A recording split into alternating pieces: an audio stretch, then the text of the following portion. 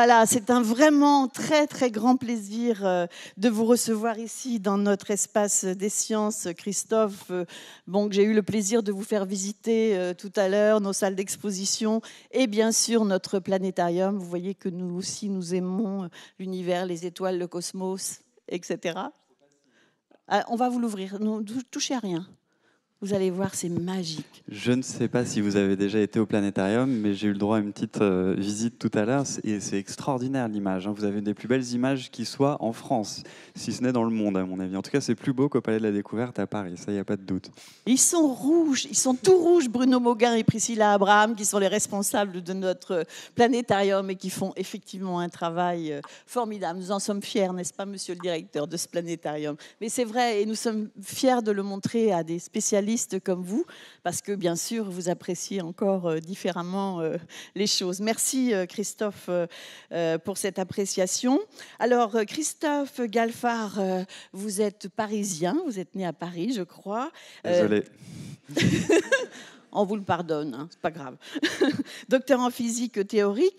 Alors, on va essayer de voir un petit peu votre itinéraire. Vous avez fait des études de mathématiques d'abord? Oui.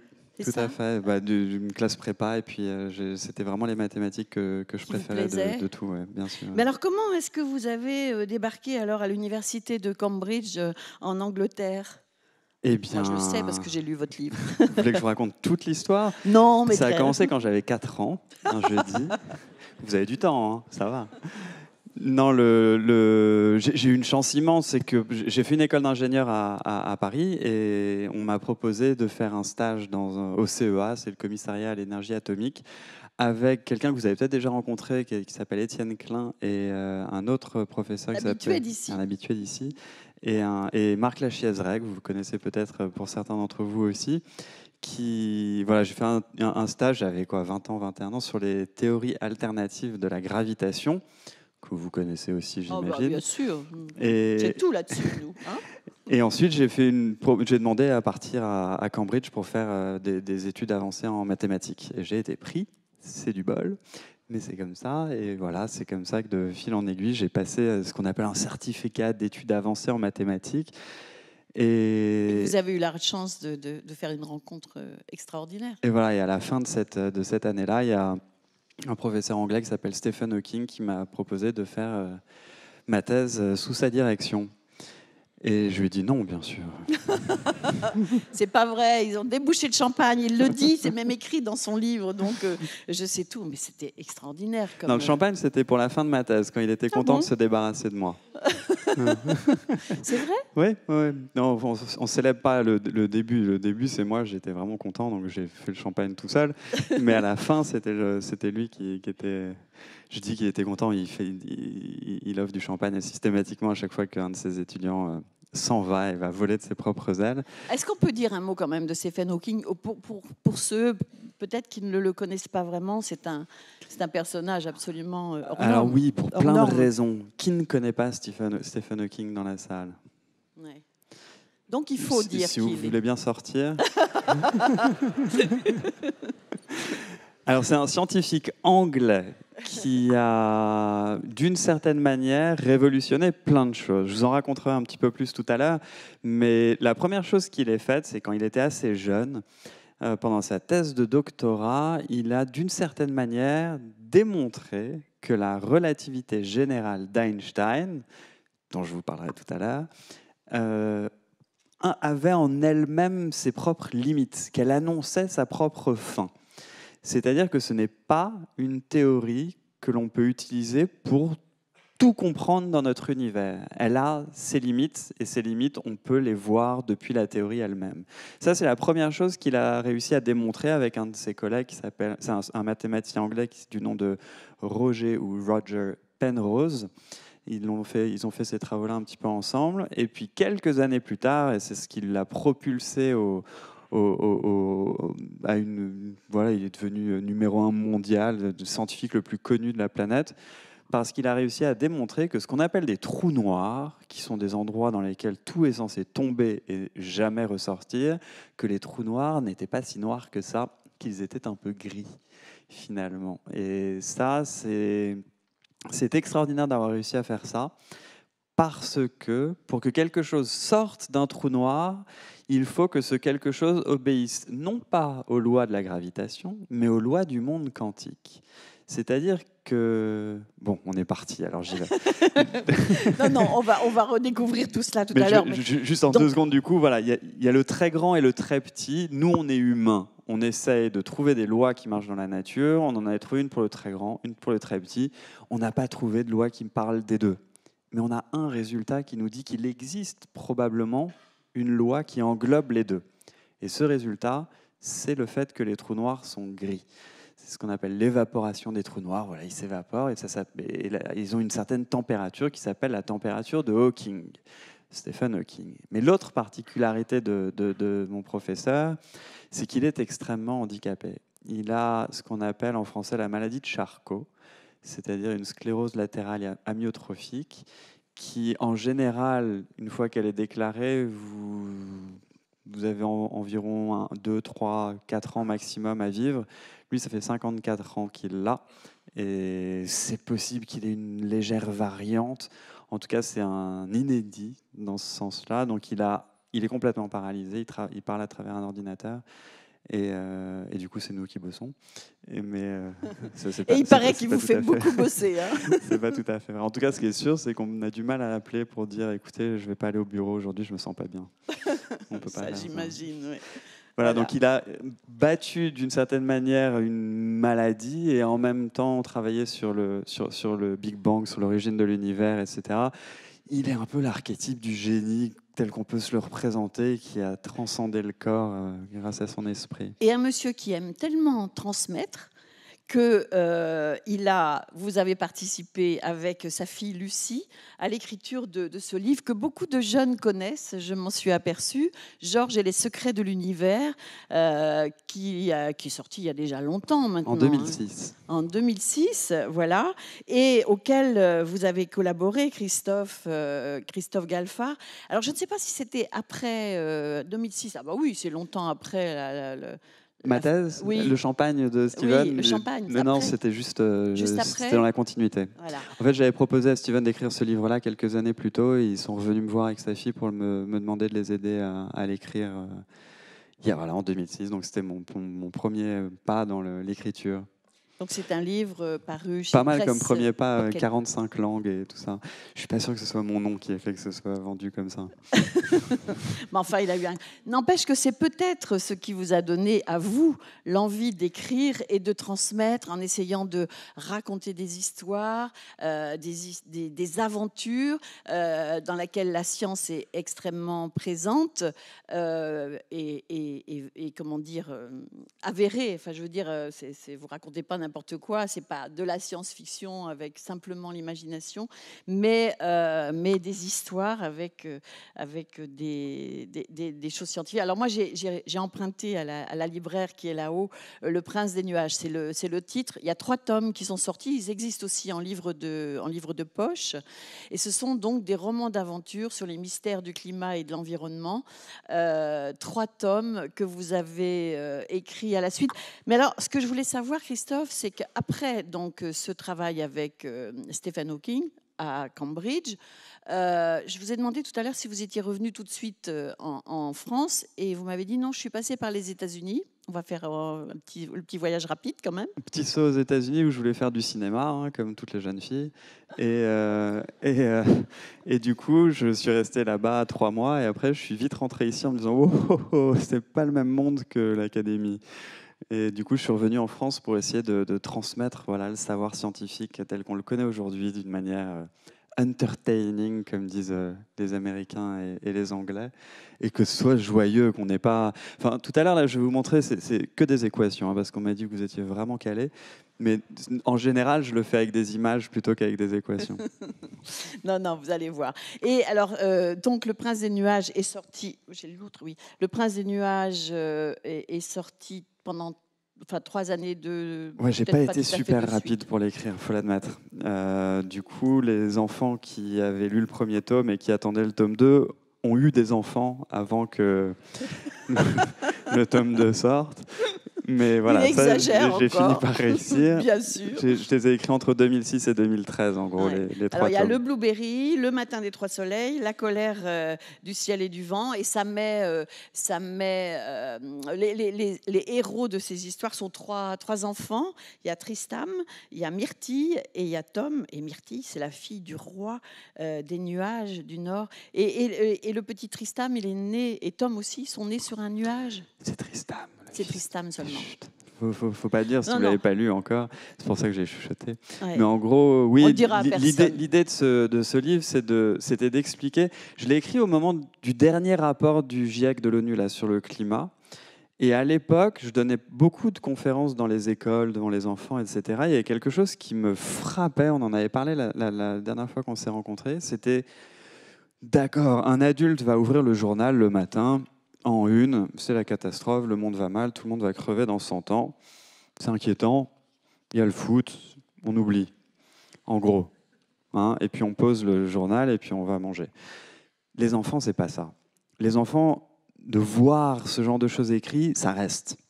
Et je voyais les questions et les questionnements dans les yeux des enfants et dans leurs paroles, où il y avait une inquiétude réelle, durable, longtemps après la sortie de ces choses-là, parce que dans aucun de ces, peut-être dans celui-là justement si, dans Science Ouest, mais dans la plupart des magazines ou des journaux qu'on peut avoir, ou même à la télévision, rien n'est expliqué. Tout est asséné. C'est une catastrophe, etc., etc. Rien n'est expliqué. Mais à la limite, les adultes curieux peuvent aller se renseigner quelque part. Les enfants étaient en panique. Du coup, je me suis dit que j'allais écrire un roman pour les enfants qui explique comment ça fonctionne, sans le côté « on va tous crever ». Ça, éventuellement, c'est une conclusion qu'on peut se faire soi-même. Mais si on n'a pas les bases de compréhension, tout est peur, tout est inquiétant. Alors que si on a les bases de compréhension, on peut se dire « ah, mais il y a peut-être ceci à faire, il y a peut-être cela, etc. » Du coup, ces 3 enfants qui habitent sur les nuages et qui doivent combattre un tyran qui veut transformer le climat en une arme de guerre. Et c'est dans leur combat contre le tyran que les enfants, en parcourant la terre et le ciel, doivent comprendre pourquoi le ciel est bleu, d'où viennent les vents, qu'est-ce qu'il y a dans les nuages, pourquoi il y a des éclairs, d'où viennent les étoiles, c'est quoi le climat de la Terre, pourquoi la mer est salée, etc. Formidable, formidable. Et puis, l'année dernière, non, cette année, en 2015, puisqu'il a même obtenu le prix du meilleur livre de science de l'année, décerné par le magazine Lire, L'univers à portée de main. Alors là, c'est plus un livre pour les enfants, aussi pour les grands enfants comme nous. Et alors, c'est extraordinaire, parce que moi, j'avais lu Le Prince des nuages, puisque nous nous étions rencontrés déjà une fois pour en parler ensemble. Et j'ai lu L'univers à portée de la main. Donc, et là encore, Christophe Galfard arrive à nous faire apprendre plein de choses en nous racontant une histoire. Et je trouve ça extraordinaire. Et ce que je disais à Christophe tout à l'heure, et franchement, je le pense, quand j'ai commencé à lire ce livre, j'ai retrouvé votre voix. J'ai entendu votre voix en lisant le livre. Je vous ai entendu me raconter cette histoire. Et vous mettez vous mettez le lecteur dans une telle confiance qu'on a l'impression de tout comprendre. Et avec moi, c'est pas facile de faire comprendre. Tant mieux, tant mieux. C'est l'idée, un des principes auxquels j'adhère, mais alors totalement, c'est que si quelque chose n'est pas compris, c'est que c'est mal expliqué. À la base, c'est de la faute de la personne qui explique. Donc il y a une sorte de tradition en France qui est en train de changer. Quand même, il y a quand même une tradition de distance colossale, un abîme entre le professeur qui sait et les crétins. En gros, le monde se divise en deux, c'est comme ça. Et il faut écouter la parole du professeur et se taire, ne pas interrompre, etc. Et tout à l'heure, je refuse que qui que ce soit m'interrompe, évidemment. Mais en gros, voilà, il y a moi, je ne le prends pas comme ça. Le savoir scientifique en particulier, je le considère comme étant un des patrimoines de l'humanité, quelque chose que des centaines d'hommes et de femmes le long des siècles, venant de tout pays, de toute culture, on va dire de toute religion, ont réussi à découvrir par rapport à notre réalité, et c'est nous qui en sommes les détenteurs aujourd'hui. Notre vision du monde repose sur ce qu'ont fait les anciens, et ce qu'on sait aujourd'hui de notre univers, ça appartient à tout le monde. Et je trouve qu'il est important, même d'un point de vue civique presque, que le plus grand nombre de personnes s'accaparent ces connaissances-là pour vivre aujourd'hui. Dans 100 ans, les connaissances seront différentes. Dans 1000 ans aussi. Il y a 100 ans, c'était différent. Notre époque est caractérisée, entre autres, par le savoir scientifique et la vision qu'on a à la fois du cosmos, du très petit, des téléphones portables, etc. Alors voilà, donc ces livres, de toute façon, on aura peut-être l'occasion d'en reparler tout à l'heure, mais ces livres, vous pouvez les trouver là-haut, puisque la librairie Le Fayère est venue pour vous en proposer. Vous pourrez les faire dédicacer si vous le souhaitez. Ce que je voulais vous dire aussi, c'est que cette conférence est enregistrée. Je salue notre équipe vidéo, l'équipe régie aussi des Champs Libres. Donc vous pourrez la revoir sur le site de l'Espace des Sciences à partir de demain. Et puis bien sûr, les rediffusions habituelles. Pour le moment, moi, je suis prête pour le voyage. J'ai mis ma ceinture. Je ne sais pas s'il faut mettre une ceinture pour ce voyage-là. Je suis prête pour le voyage. Alors, vous allez voir, on va mettre la salle au noir. Vous ne pourrez pas prendre de notes cette fois, hein, pour profiter vraiment pleinement de toutes les belles images que Christophe nous a proposées. Et puis, on se retrouve après si vous avez encore quelques petites questions avant les dédicaces des livres. Voilà. Très, très bonne soirée à tous, mais je pense qu'elle sera excellente.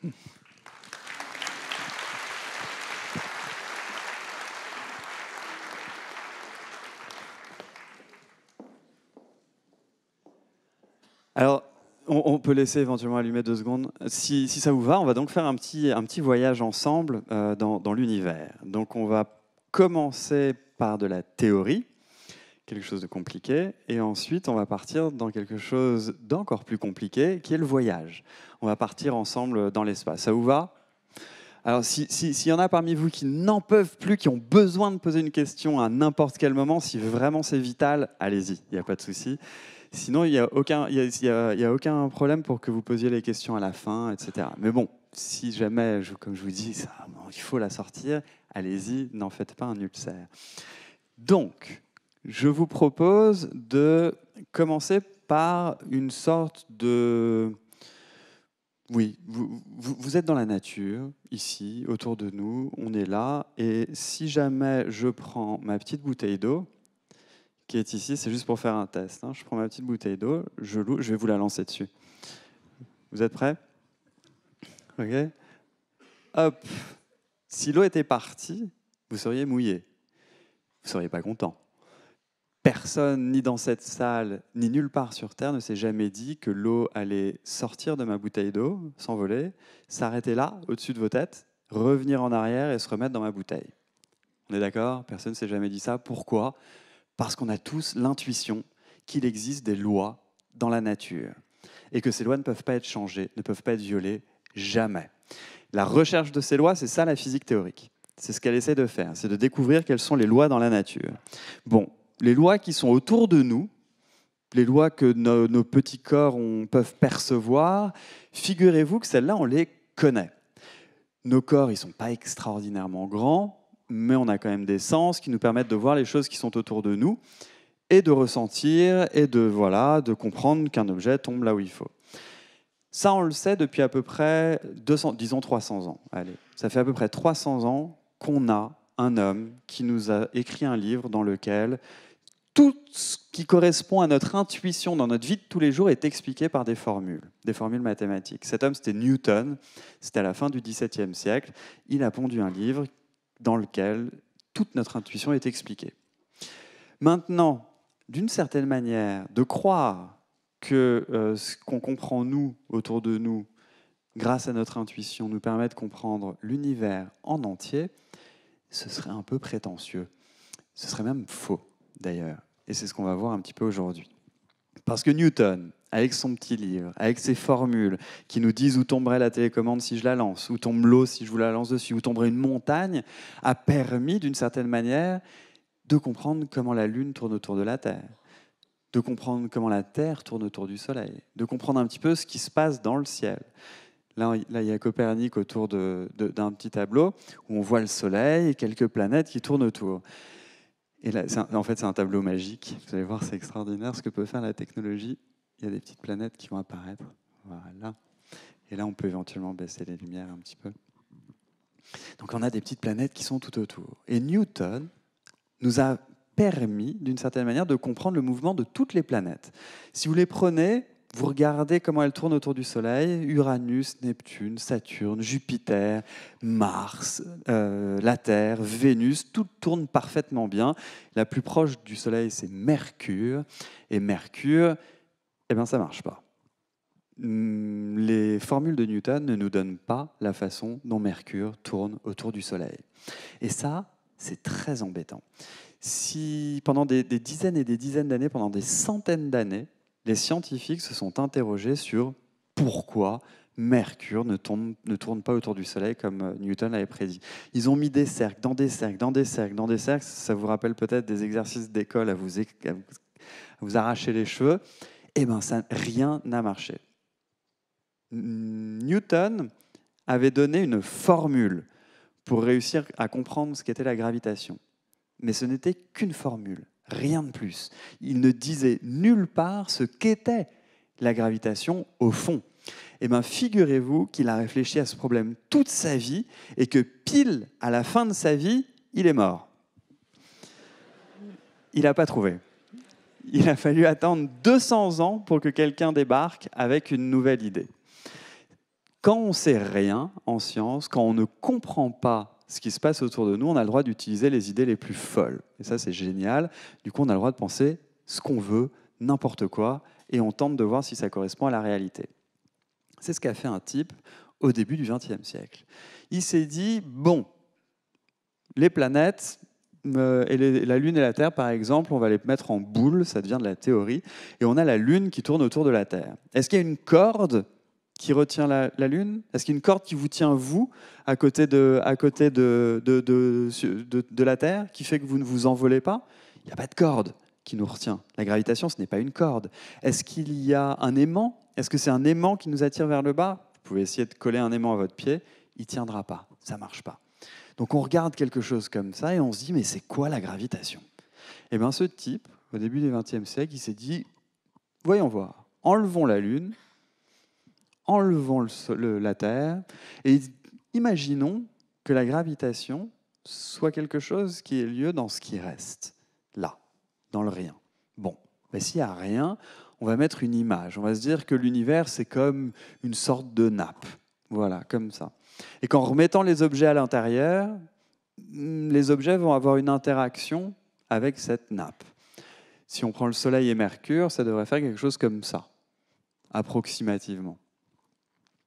Pourquoi pas, hein? On peut se demander si ça ne pourrait pas marcher.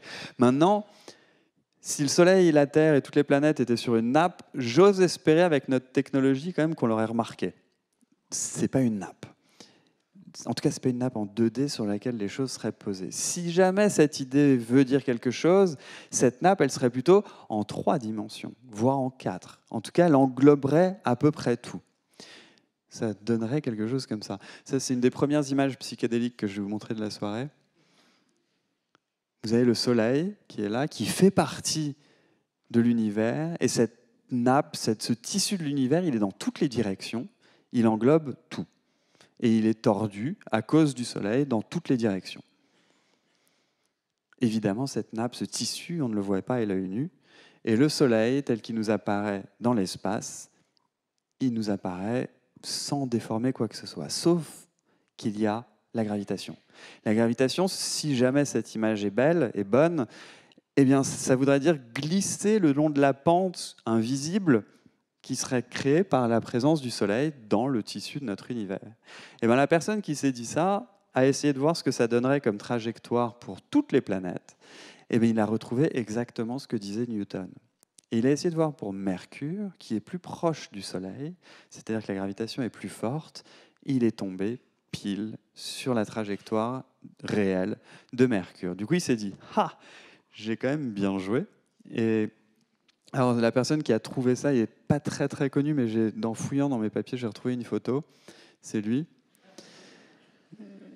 C'est donc notre cher père Albert Einstein. Et ce que je viens de vous raconter, cet espace, ce tissu de l'univers qui est courbé, c'est ce qu'on appelle la relativité générale d'Einstein, dont on a fêté les 100 ans il y a 2 semaines.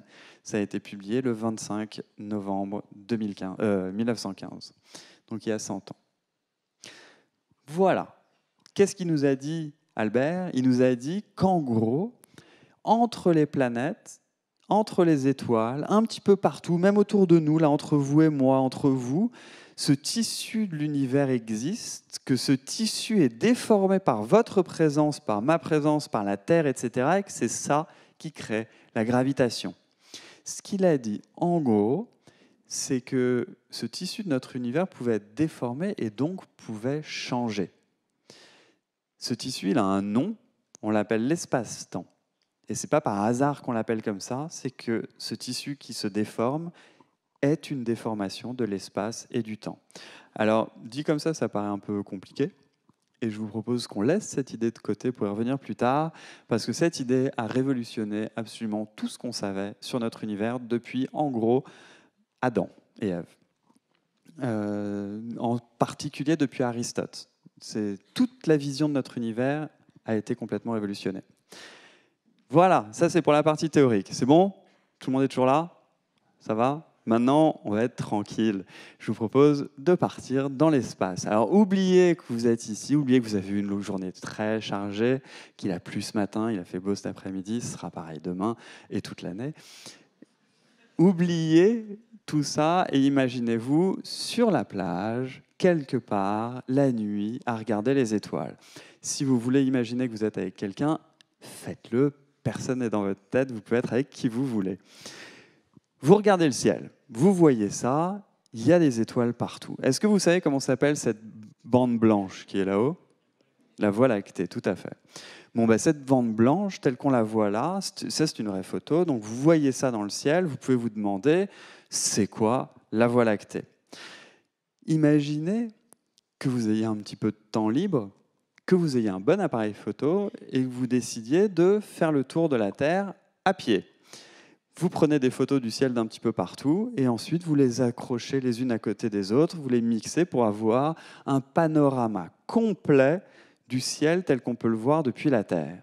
Si vous faites ça, vous obtenez ceci. Sur cette image-là, vous avez à peu près 3500 photos qui ont été posées les unes à côté des autres. C'est un photographe qui a donc fait ce que je vous ai dit là. Il ne devait pas avoir une vie de famille très palpitante.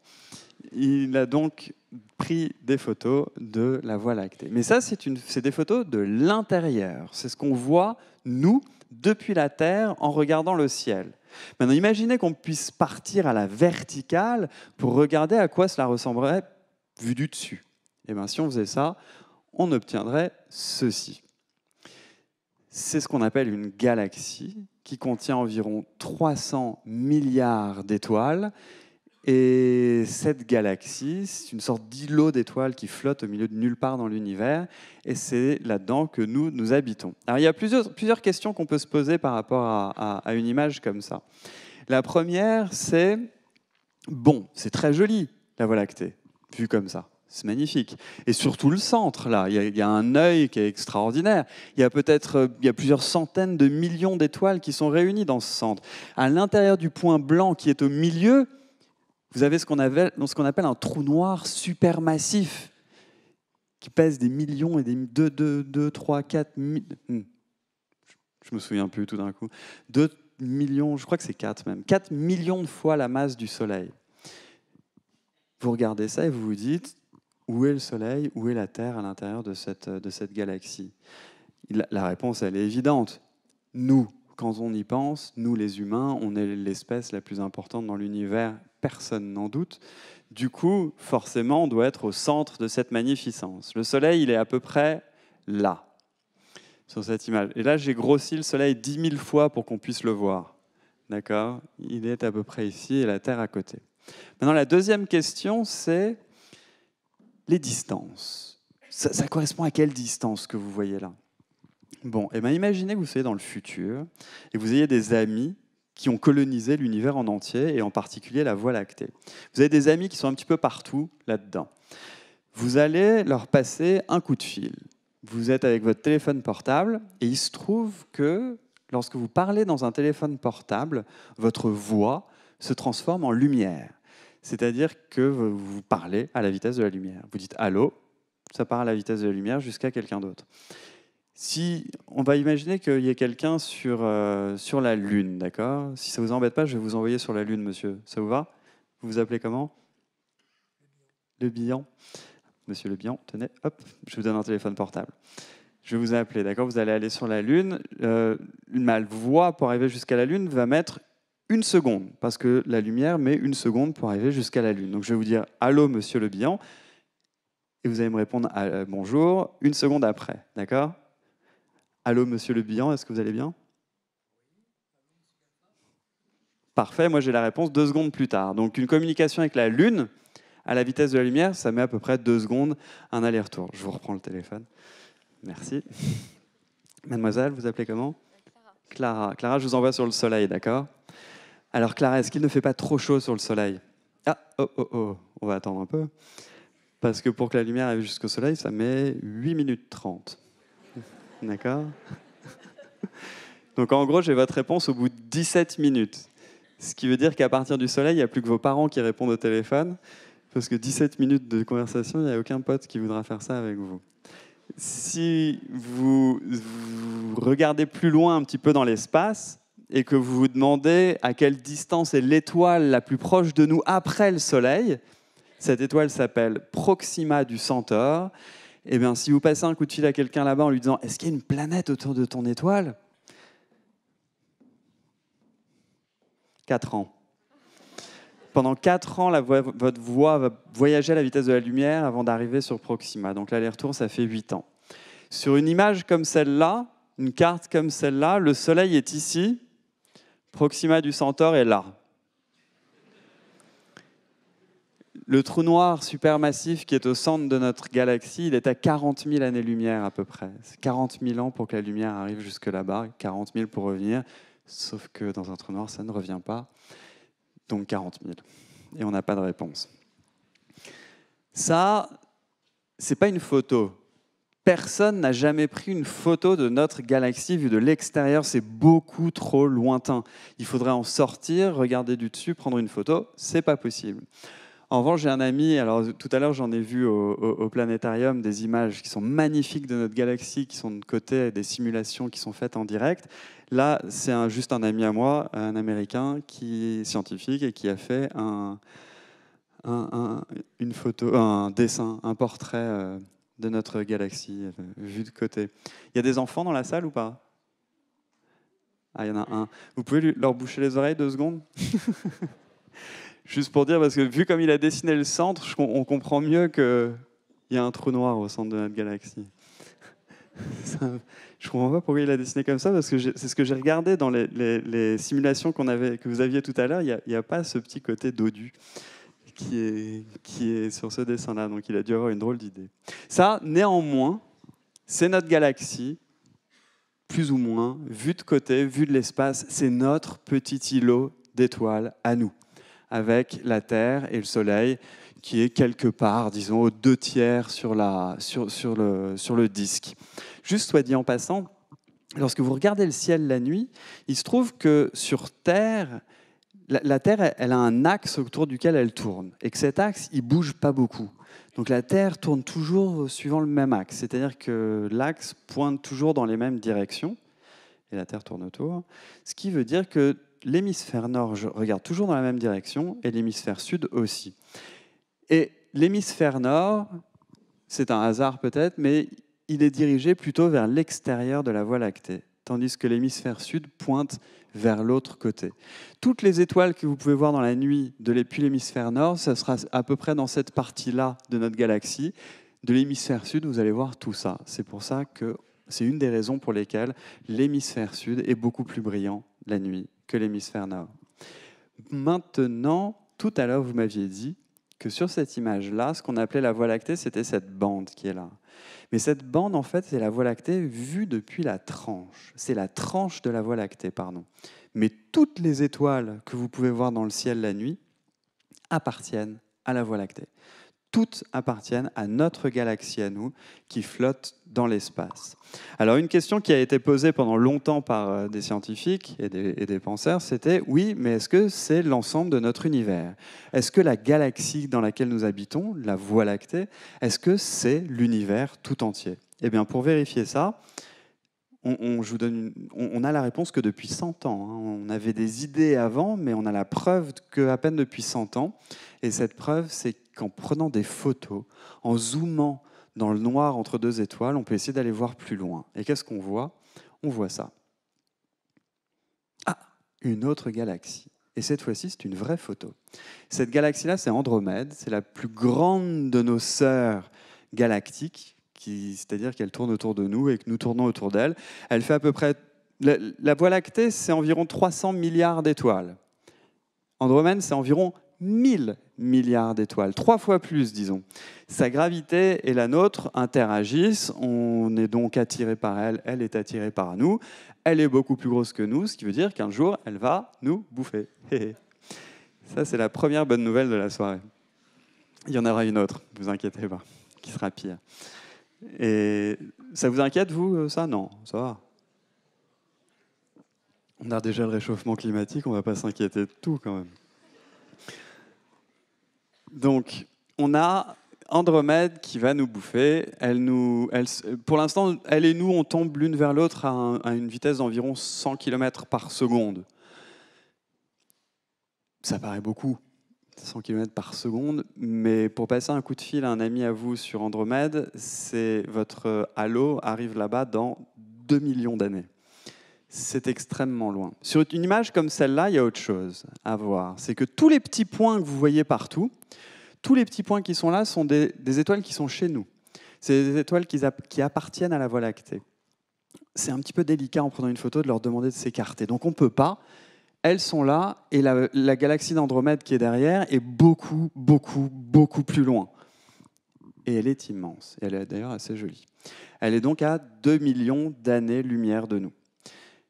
Essayons d'aller voir plus loin. Prenons un autre télescope, zoomons et allons voir quelque chose dans l'espace. Bon, on zoome, qu'est-ce qu'on voit? Ah, une autre galaxie. Alors, si certains parmi vous connaissent un petit peu les galaxies, ce n'est pas forcément la plus jolie de toutes, celle-là. Elle s'appelle la galaxie du Cigare. Elle est à environ 13 millions d'années-lumière de nous, mais elle a quelque chose de particulier. Cette photographie-là date de, je crois, 3-4 ans. Et ce qui va se superposer par-dessus maintenant, c'est une photo qui date du 24 janvier 2014. Regardez bien, il y a quelque chose qui est apparu.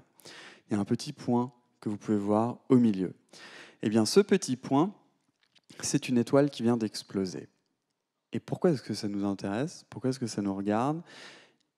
Vous vous êtes peut-être demandé à un moment ou à un autre dans votre vie, si ce n'est ce soir, mais d'où il nous sort ces distances avec ces galaxies et ces étoiles lointaines? Comment est-ce qu'on peut savoir qu'Andromède est à 2 millions d'années-lumière de nous? Comment est-ce qu'on peut savoir que le Cigare qui est là est à 13 millions d'années-lumière de nous? Eh bien, cette petite étoile qui a explosé fait partie des réponses. Ça nous permet de savoir de temps en temps à quelle distance sont ces galaxies. Et pour vous expliquer ça, je vais vous montrer le petit cycle de vie des étoiles. Mais avant, juste une petite parenthèse à nouveau. Si cette galaxie-là, elle est à 13 millions d'années-lumière de nous, ça veut dire que ce qu'on en voit, nous, aujourd'hui, c'est comme un coup de fil qui a été passé il y a 13 millions d'années. Ce qui veut dire qu'en gros, on voit cette image, cette galaxie, telle qu'elle était il y a 13 millions d'années. C'est un peu comme si vous receviez une carte postale de votre grand-mère en Australie. Vous avez une grand-mère en Australie qui prend un selfie, une photo d'elle-même, qui se l'imprime sur une carte postale et qui vous l'envoie par la poste. Le jour où vous recevez la carte postale, vous la regardez, vous ne vous dites pas que votre grand-mère ressemble à ça maintenant. Vous vous dites, elle était comme ça au moment où elle a pris la photo qui a été envoyée, donc peut-être 3 semaines plus tôt. Ce que vous avez en main, cette photo, c'est une image du passé de votre grand-mère. Parce qu'elle a continué, espérons, à vivre depuis 3 semaines. Lorsque vous regardez dans l'univers, c'est exactement pareil. Lorsqu'une étoile brille, elle envoie de la lumière qui est une sorte d'image d'elle-même qui va traverser l'espace et le temps pour arriver jusqu'à vous. Le jour où vous la voyez, vous la voyez telle qu'elle était au moment où la lumière est partie d'elle.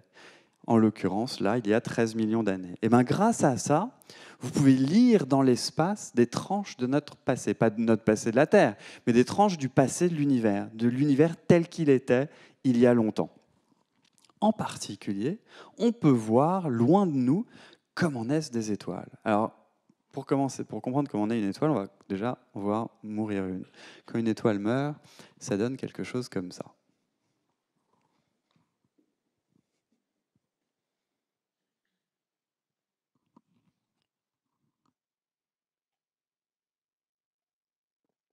Si vous vous imaginez entendre un gros boom pour une étoile qui meurt, c'est raté. Dans l'espace, il n'y a pas de son. C'est silencieux. Ça, c'est une vraie image d'une étoile qui a plus ou moins explosé. Cette image-là, au moment où une étoile explose, ça s'appelle une supernova. C'est là qu'elle libère une énergie colossale et devient extrêmement brillante. Et ensuite, elle devient cette sorte de nuage qu'on appelle une nébuleuse. Des nébuleuses, vous allez voir, on en connaît plein. Et du coup, on leur a donné un nom à chacune. Celle-là, on l'a appelée la nébuleuse de l'œil de chat. Au centre, vous pouvez voir qu'il y a un petit point blanc. Ce petit point blanc, c'est le cœur de l'étoile qui, lui, ne peut pas vraiment avoir explosé et reste là, qui a des températures colossales, peut-être 100 millions de degrés, et qui va se refroidir petit à petit. Ça s'appelle une naine blanche. Ça, c'est une image de nébuleuse. Vu que j'en ai quelques-unes, je vais vous montrer. Vous allez voir, c'est joli. Ça, c'est la nébuleuse de l'Hélix, qui est assez jolie aussi. Ça, à votre avis, ça s'appelle comment ? Le papillon, tout à fait. J'ai demandé avec des collégiens la semaine dernière, ils m'ont dit « Pas du tout, monsieur, c'est des poissons qui se font des bisous. » C'est pas faux. Sur cette image-là, il y a deux petites étoiles au centre que vous pouvez apercevoir. C'est, je crois, celle du dessus qui a explosé, qui a jeté sa surface, qui est devenue toute cette poussière que vous pouvez voir que vous pouvez voir tout autour, poussière qui va s'étaler dans l'espace à une vitesse colossale. Mais l'espace, c'est énorme, ce qui fait qu'il faut attendre longtemps pour qu'il se passe quelque chose.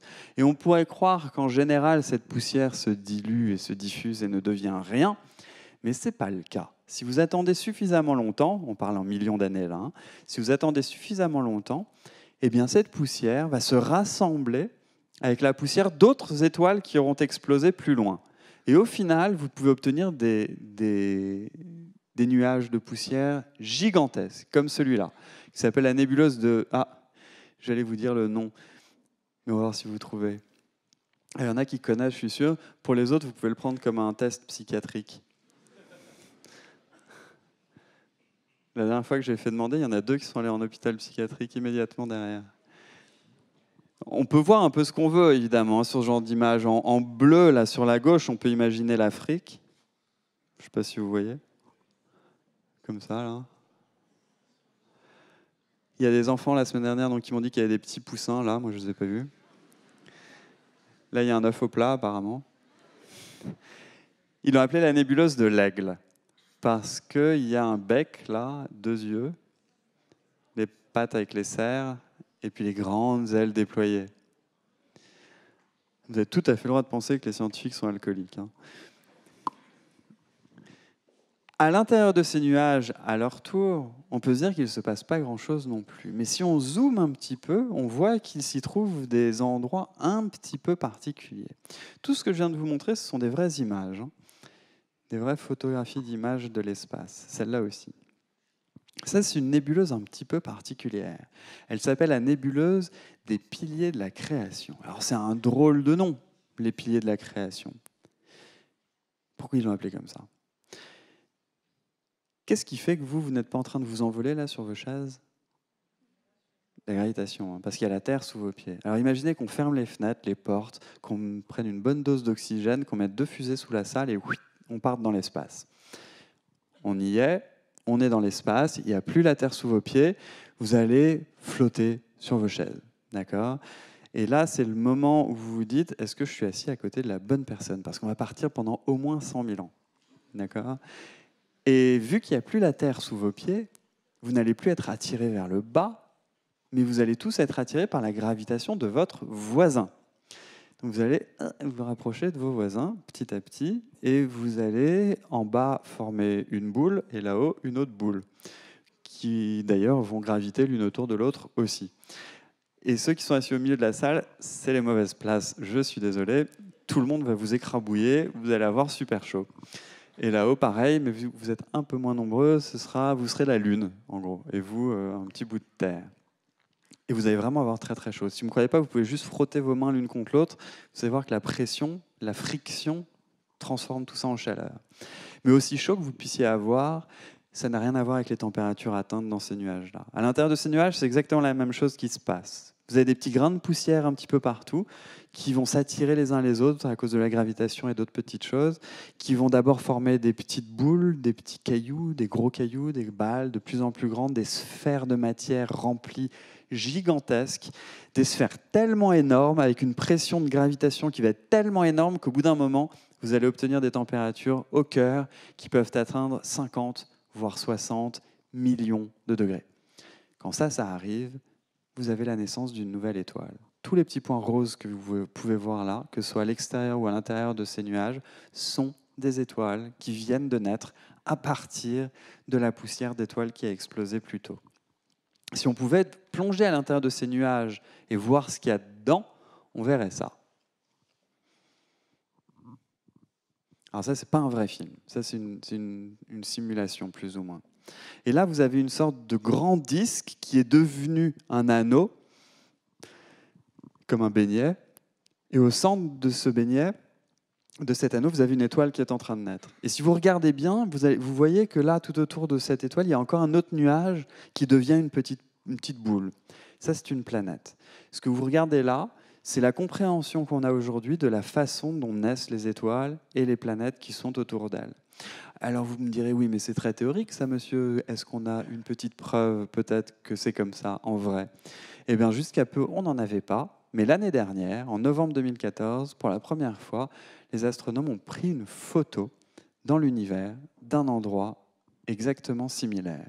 Ça, c'est une vraie photo de la naissance d'une étoile au centre, avec un disque de poussière d'étoiles disparu tout autour. Et tous les traits noirs, les cercles noirs que vous avez un petit peu partout, sont des pseudo-planètes ou des planètes en formation à l'intérieur de ce petit système naissant, système stellaire naissant, système planétaire plutôt. Bon, combien il y a de planètes autour du Soleil? À peu près, hein, à 10 près. Il y en a 8, d'accord? Sur les 8, il y en a 4 qui sont géantes et 4 qui sont petites. Qui pense que la Terre fait partie des grandes? Vous êtes dans le noir total, hein, vous inquiétez pas. Qui pense que la Terre fait partie des petites? Ouais. La Terre, c'est la plus grande des petites. Pour faire une petite comparaison, on va dire que la Terre fait cette taille-là. Juste la taille en dessous, quasi la même taille que la Terre, on a Vénus, qui est cette taille-là. Ensuite, on a Mars. Mercure, pardon. Et ensuite, on a les géantes qui sont Neptune, Uranus, Saturne et Jupiter.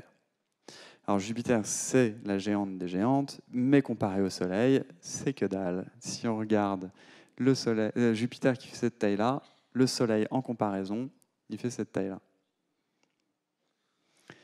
Et là, je vais vous demander un petit moment de concentration. Jupiter va disparaître, vous allez avoir la taille de la Terre. Hop.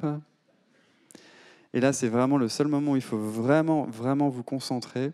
Et je suis désolé si je vais trembler un petit peu, on va essayer de bien le faire. Je voudrais que vous regardiez pile là.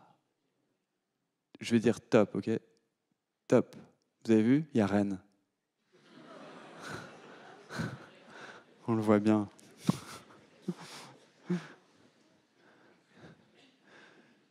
Notre Soleil n'est pas du tout quelque chose d'inactif. Pourquoi est-ce que ça brille, une étoile comme le Soleil? Ça, c'est un vrai petit film de la surface du Soleil tel qu'on le voit ces temps-ci.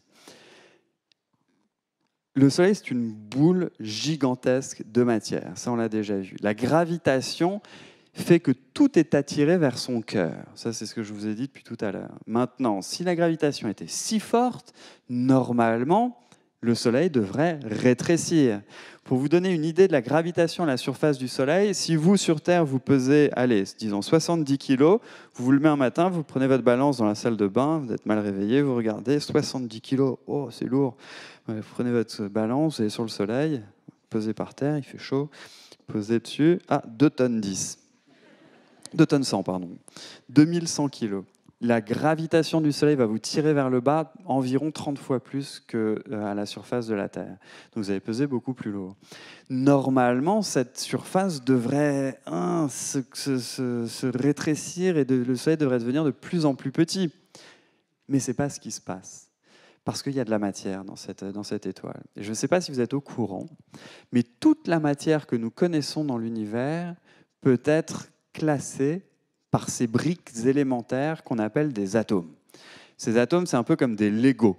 Voilà, on les met ensemble pour faire des gros Legos, des molécules qui ensuite donnent d'autres choses. Mais à la base, la matière est faite d'atomes. Ces atomes, on peut donc les classer par taille, on en connaît 118, et les deux plus petits sont l'hydrogène et l'hélium. À eux deux, ils représentent 98% de la matière de notre univers, de la matière connue dans notre univers. 98%. Donc il y en a énormément dans le Soleil. Les 2% qui restent sont des atomes plus gros qui sont créés dans les étoiles. La gravitation est telle, la compression à l'intérieur de leur cœur est telle que les atomes d'hydrogène et d'hélium n'ont pas le choix que de se fusionner, c'est-à-dire de se coller les uns aux autres pour fabriquer justement des atomes plus gros. Cette réaction-là s'appelle une réaction de fusion thermonucléaire. Et elle a une propriété hallucinante. C'est qu'il faut une énergie de dingue pour la créer, pour l'enclencher. Quand je dis de dingue, c'est le poids, la gravitation de toute une étoile dont on parle ici. Donc il faut une énergie colossale pour l'enclencher. Mais une fois qu'elle est enclenchée, elle libère encore plus d'énergie. Cette énergie libérée, il faut bien qu'elle parte. Elle ne peut pas rester à l'intérieur du cœur du Soleil. Du coup, elle essaye de repartir et elle repousse la surface, et on a un équilibre entre la gravitation qui veut rendre le Soleil plus petit et la fusion qui veut le faire s'agrandir. Cet équilibre, notre Soleil, il est dedans. Deuxième bonne nouvelle de la soirée, ça ne sera pas toujours le cas. Par exemple, un jour, forcément, des petits atomes dans le cœur, eh bien, il n'y en aura plus. À ce moment-là, qu'est-ce qui va se passer? C'est la gravitation qui l'emportera. Il n'y aura plus de fusion, donc l'étoile, notre Soleil, va rétrécir. Jusqu'à un moment où ça va tellement avoir rétréci, tout va être tellement compact et dense que la fusion va recommencer, mais pas au cœur, parce qu'il n'y a plus de petits atomes, mais à l'extérieur, là où il y en a encore plein. La fusion va libérer de l'énergie, tellement plus d'énergie que la gravitation, que l'étoile va voler en éclats. C'est ce qu'on appelle une supernova. Ça marche donc pour le Soleil aussi. Et vu que je savais que j'allais venir aujourd'hui pour vous faire cette conférence ici, je suis passé à Cambridge la semaine dernière pour demander à mes anciens collègues de calculer quand le Soleil va exploser. J'ai vérifié dans le train tout à l'heure si tout le monde avait bien trouvé la bonne solution. Et c'est bon, on est tous d'accord. Ensuite, vous voulez la réponse? C'est vrai? 22 décembre. C'est pas de chance, ça tombe juste avant Noël. C'est vraiment pas de bol. Non, c'est environ l'estimation qui est faite, étant donné la quantité d'énergie qui est utilisée par notre Soleil pour briller, l'estimation, c'est qu'il devrait exploser dans environ, c'est pas pile, dans environ 5 milliards d'années. On a le temps, ça va. Mais quand ça explose une étoile, je vous ai dit tout à l'heure, qui pouvait rester, vous imaginez toute la surface qui est éjectée, au moment où elle est éjectée, le cœur est contracté et laisse quelque chose derrière. C'est ce qui était sur l'image que je vous avais montré tout à l'heure avec l'œil de chat, c'était ce petit point blanc qui était au centre qu'on appelle une naine blanche.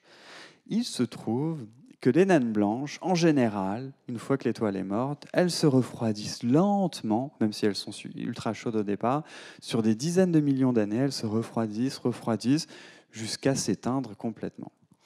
Mais toutes les naines blanches n'ont pas forcément cette vie-là, cette fin de vie-là.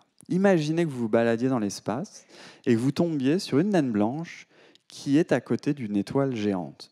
Alors, ce n'est pas un fantasme, hein, ça existe, on en voit dans l'espace, on voit des naines blanches à côté d'étoiles géantes. Si vous croisez ça sur votre parcours, ne vous trompez pas, le maître, ce n'est pas l'étoile géante, c'est la naine blanche. Elle est tellement compacte, tellement dense, que sa gravitation est plus forte que celle de l'étoile. Du coup, elle va lui arracher petit à petit sa surface, elle va, d'une certaine manière, la manger tout cru. Enfin, bon, c'est brûlant, mais elle va la manger vivante, disons. On va voir sa surface la surface de la géante qui va être happée par la naine blanche. Ça va être comme une sorte de rivière de plasma brûlant qui va venir enrober la naine blanche, qui va grossir. Et on a réalisé que lorsqu'à force de grossir en mangeant une étoile voisine, une naine blanche atteint 140% de la masse du Soleil, eh bien une nouvelle fusion s'enclenche et elle est toujours la même. C'est une fusion qui est oui, il y a une explosion. Je l'ai mal fait. Au moment où la naine blanche atteint 140% de la masse du Soleil, elle explose et devient ce qu'on appelle une supernova de type 1A. Qu'est-ce qu'elles ont de particulier, ces supernovas? C'est ce que je vous disais, c'est qu'elles sont toujours les mêmes. C'est toujours quand la naine blanche atteint 140% de la masse du Soleil qu'elle explose. Et là, en gros, en 3 jours, elle va briller comme 5 milliards de soleils, 5 milliards de soleils pendant 3 jours. C'est comme si une nouvelle étoile apparaissait, même si elle était aux confins de notre univers. On peut la voir. Et elle explose toujours de la même manière. Imaginez que vous êtes dans un petit village à la campagne. Vous marchez, il y a une église, sympa, vous rentrez dans l'église, il y a un clocher, sympa, vous rentrez, vous mettez la tête sous la cloche et vous sonnez la cloche. D'accord? C'est idiot de faire ça, mais vous le faites. Comme ça, vous connaissez le son à la sortie de la cloche. Maintenant, vous partez et vous allez vous balader dans la campagne. Et bien, rien qu'en entendant le son au loin de la cloche et en comparant le son sous la cloche et le son où vous êtes, vous pouvez savoir à quelle distance vous êtes de l'église. On sait comment le son diminue, s'atténue avec la distance. On sait à quelle distance vous êtes de l'église. Dans l'espace, c'est pareil. Si vous avez une lumière dont vous connaissez l'intensité, au départ, eh ben, si vous récoltez cette lumière de loin, vous pouvez savoir à quelle distance est cette étoile. C'est exactement grâce à ça, aux supernovas, par exemple, de type 1A, qu'on peut dire que la galaxie du cigare est à environ 13 millions d'années-lumière de nous. Ça nous donne une sorte de phare dans l'espace qui nous permet de connaître les distances. 13 millions d'années-lumière. Est-ce qu'on peut aller plus loin? Eh bien, gardons nos télescopes et zoomons à nouveau entre les étoiles qui sont là. Pour l'instant, tous les petits points là, c'est des étoiles de chez nous. On continue, on zoome. On a la galaxie du Sombrero, que voilà, qui est, je crois, à environ 30 millions d'années-lumière de nous. Continuons. On prend entre le noir entre 2 étoiles, on zoome. Allons-y, qu'est-ce qu'on voit? Ah, encore une galaxie. Celle-là, elle est à 250 millions d'années-lumière de nous. Et elle a 2 particularités. Un, elle ressemble beaucoup, probablement, à notre galaxie, à la Voie lactée, à celle que je vous ai montrée au début. Tout à l'heure, c'était une simulation de ce que je vous montrais. Là, c'est une vraie photo. L'autre particularité, c'est que tous les points que vous voyez là, absolument tous, sont des galaxies. Les seules qui soient des étoiles de chez nous, c'est celles qui ont des petites croix sur elles. Toutes les autres, ce sont d'autres galaxies. Il y en a plein, il y en a partout. Chacune contient des centaines de millions d'étoiles ou plus. Pour vous donner une petite idée de combien il pourrait y avoir de galaxies autour de nous, ce que vous allez voir maintenant, c'est un petit film, une petite balade à l'intérieur des 400 000 galaxies les plus proches de nous. Si vous pouviez aller voyager dans l'espace à la vitesse de la pensée, vous verriez ça. C'est les bonnes galaxies au bon endroit. Chacun de ces points-là contient, disons, entre 1 et 100 milliards de soleils. Toutes les étoiles que nous voyons dans le ciel, toutes les étoiles de la Voie lactée sont un de ces points que vous voyez là.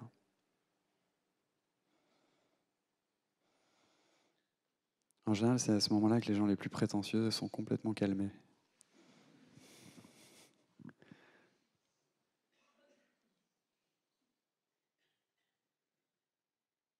Est-ce qu'on peut éteindre la lumière 2 secondes pour faire le voyage dans le noir, tout noir?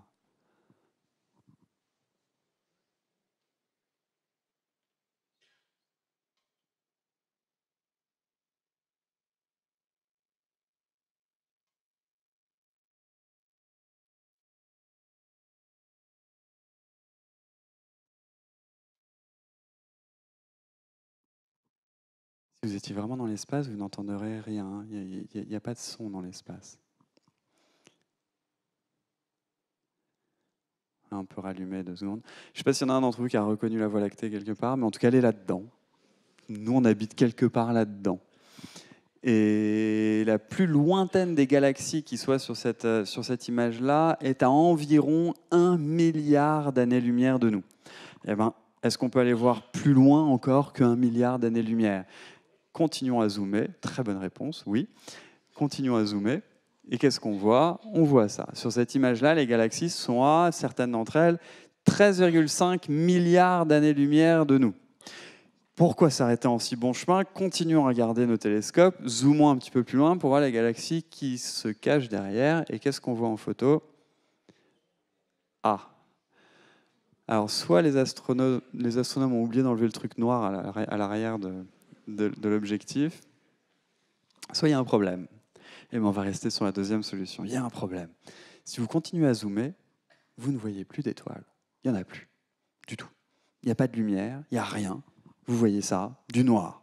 Pourquoi? Est-ce que ça veut dire que d'une certaine manière, vous avez atteint la limite de notre univers visible? La limite de l'univers? Eh bien oui, vous avez encore très bien répondu. C'est exactement ça. Nous avons atteint la limite de notre univers visible. Mais qu'est-ce que ça peut bien vouloir dire, tout ça? La limite de l'univers visible. Quand les scientifiques ont réalisé ça, ils se sont un petit peu pris la tête. Là, j'ai un effet spécial pour dire on revient à l'image d'avant. Wow. Sur cette image-là, qui est une des images donc les plus lointaines qu'on puisse prendre grâce à la lumière visible sur laquelle on voit des galaxies, on réalise, je ne sais pas si vous le voyez, mais on a l'impression en tout cas qu'il y a une sorte de légère couleur orangée qui l'emporte là-dessus.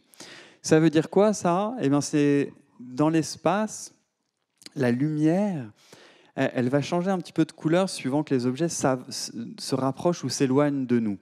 S'ils s'éloignent de nous, la lumière va être emportée un peu vers le rouge. On appelle ça un décalage vers le rouge. Et bien là, on voit qu'il y a une sorte de décalage vers le rouge, que les galaxies les plus lointaines s'éloignent de nous. Ça, c'est quelque chose qui avait été découvert dans les années 1920, il y a environ 100 ans, une fois de plus, par un scientifique qui s'appelle Hubble, qui est le scientifique qui a donné son nom au télescope qui a pris cette photo, qui a réalisé que les galaxies lointaines s'éloignent de nous. Toutes. Et que plus elles sont loin, plus elles s'éloignent vite. Alors, je ne sais pas si vous arrivez à vous visualiser ce que ça veut dire.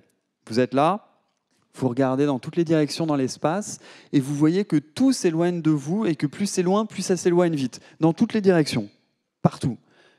Vous voyez la conclusion? Ça veut dire qu'on est au centre de l'univers. Vous rigolez, mais ça veut dire ça. Si vous regardez que tout s'éloigne de vous, en cercle, vous êtes au centre du cercle, de tous les cercles qui vous entourent, vous êtes au centre de l'univers. Cool. Bonne nouvelle. Bon, c'est pas exactement ça. Parce que ce qu'on a réalisé aussi, c'est que grâce à Einstein, on pouvait comprendre ce phénomène un petit peu différemment. Tout à l'heure, avec Einstein, tout début, je ne sais pas si vous vous souvenez, je vous ai dit que notre univers, il y avait un tissu qu'on appelle l'espace-temps qui englobe tout, qui est partout et qui peut se déformer. Et bien, ce que cette découverte des galaxies qui s'éloignent veut dire en réalité, ce n'est pas du tout que les galaxies bougent elles-mêmes. En réalité, ces galaxies ne bougent pas. Elles sont là, elles sont tranquilles, elles sont comme nous, elles ne bougent pas. C'est l'espace-temps, c'est la distance qui nous sépare d'elles qui s'étire avec le temps. Ça s'étire comme ça, ce qui fait que la galaxie s'éloigne. Et vu que toutes les distances s'étirent, eh bien, plus quelque chose est loin, plus ça va s'éloigner vite. Ça correspond bien à ce qu'on voit dans le ciel. Ce que ça veut aussi dire, c'est que si je suis là, dans la Voie lactée, que je regarde les galaxies, je les vois s'éloigner, on a l'impression qu'elles s'éloignent toutes de moi, mais si j'étais sur une autre galaxie à l'autre bout de l'univers, eh ben de là aussi, je verrais tout le monde s'éloigner, y compris la Voie lactée, qui s'éloignerait d'elle. De ce point de vue, tous les points dans notre univers sont un centre de son univers, d'une certaine manière, visible. Tous les points sont au centre de l'univers. En gros, c'est une bonne nouvelle parce que vous êtes au centre de l'univers, tous, enfin vous surtout, et vous aussi. Non, vous, oui, vous êtes au centre de l'univers et tous les autres points sont au centre de l'univers. Là, ça a fait réfléchir les scientifiques aussi. Ils se sont dit... Alors là, je vous préviens, c'est un exemple typique de la puissance de réflexion des scientifiques. Je ne dis pas ça pour moi, mais vous allez voir, essayez de me suivre. C'est assez impressionnant. Ce qu'on a, on a un univers dans lequel les distances s'agrandissent, d'accord ? Dans toutes les directions.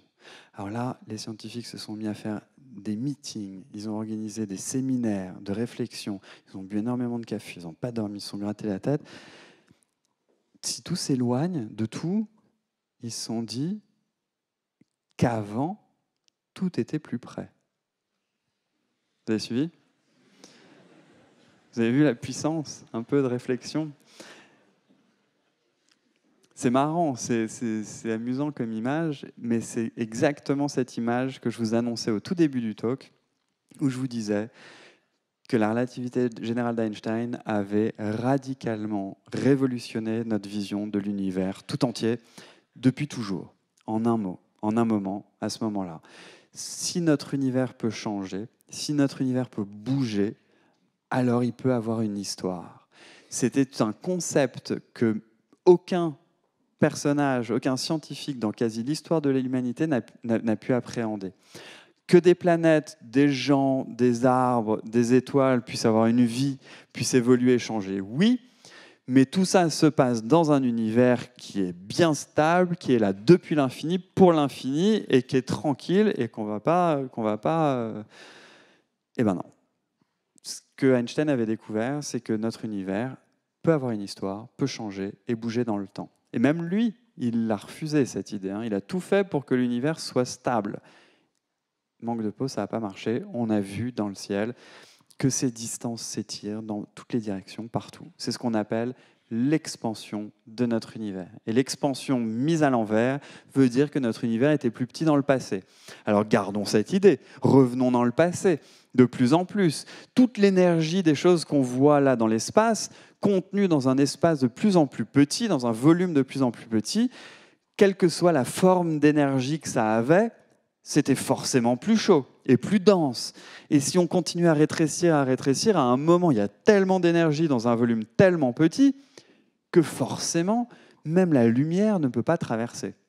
C'est comme un mur. Vous pouvez essayer d'allumer une lampe torche à l'intérieur d'un mur, ça ira pas très loin.